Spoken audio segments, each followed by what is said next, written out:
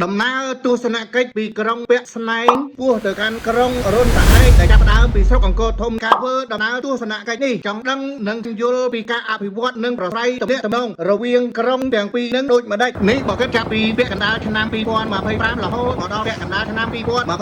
2026នឹងថាតើសង្វាក់ទំនាក់ទំនងគ្នាជាក្រុងសៀមរាបនឹងថាតើមានអ្វីខ្លះតោះបងប្អូនទៅទស្សនាជាមួយខ្ញុំធ្វើដំណើរថ្ងៃហ្នឹងតាមរយៈអាលុចស៊ី7000 cc របស់ខ្ញុំនឹងការធ្វើដំណើរនេះដែររវាងក្រុងទាំងពីរនឹងមានចម្ងាយតែប្រមាណ30គីឡូម៉ែត្រទេចាប់ដើមចេញដំណើរពីឃុំលៀងដៃភ្លាមខ្ញុំបានឃើញការអភិវឌ្ឍមួយគឺធ្វើផ្លូវគ្រួសក្រហមប្រមាណទៅទាំង30ម៉ែត្រចរាចរណ៍គីឡូតែដឹងថាចំនួនប្រមាណគីឡូទេទីតាំងនៅបណ្ដោយទឹងសៀមរាបហ្នឹងហើយនៅមជ្ឈដ្ឋានម្ដុំហ្នឹងគឺសម្បូរទៅដោយចំការហើយដីចំការហ្នឹងនៅជាប់ទឹងសៀមរាបនឹងទៀតជាល្អណាស់បងអើយផ្លូវនេះទៅនឹងតាមបណ្ដាហើយថ្មីហ្នឹងវីដេអូនេះរៀបរាប់មិនបានវែងទេបាទរងចាំមើលវីដេអូភាគជាបន្តទៀតព្រោះការធ្វើដំណើរនឹងជួបប្រទះអ្វីខ្លះខ្ញុំនឹងរៀបរាប់ជូនបងប្អូនទស្សនា